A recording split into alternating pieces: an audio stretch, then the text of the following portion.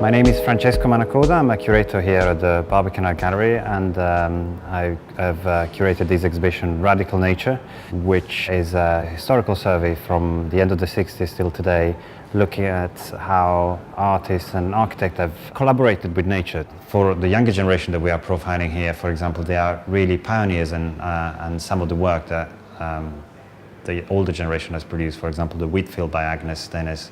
They are all incredibly inspirational ways of looking at nature and producing sculptures hand by hand without either of those two domains being to the detriment of the other. So sometimes the activism and the artistic and aesthetic component of the work really are married in an incredible way. When I started this, like over 40 years ago, nobody was thinking environmentally. Today everything is green. We are all of a sudden all over it. Nobody was interested in that. And it was a struggle to get the word out, not only that it was necessary, but that we were in trouble. Activism is a very important component on many of the artists and architects' works in the exhibition. Some were, in particular the artists from the 70s generation, were directly involved in activist campaigns. I started doing ecological oriented work basically because there was a need for it.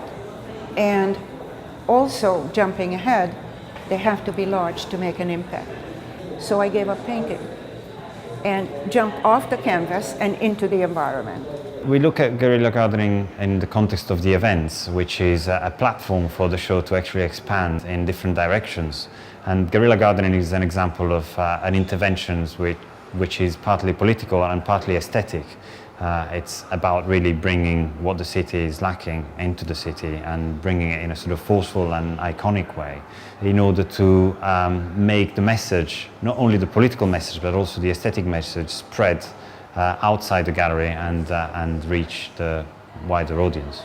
My name is Richard Reynolds and I'm a guerrilla gardener, which means I illicitly cultivate someone else's land without asking. And that land, for me, is public land, and it's otherwise neglected land. One's eyes are opened when you start gardening in this way to the potential all over the place. So 4 years ago, over 4 nights, a group of about 20 of us cleared away that top layer, took that to the dump, and then planted in over 200 of these lavender plants.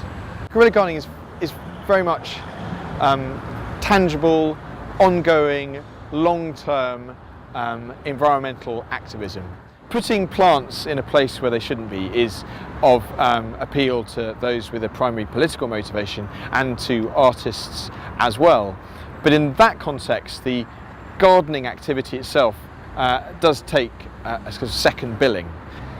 My gardens and the gardens that other guerrilla gardeners do are entertaining and more thought-provoking, but it's subtler, because the gardens need to survive and grow and do their part, and that for me is of greater satisfaction.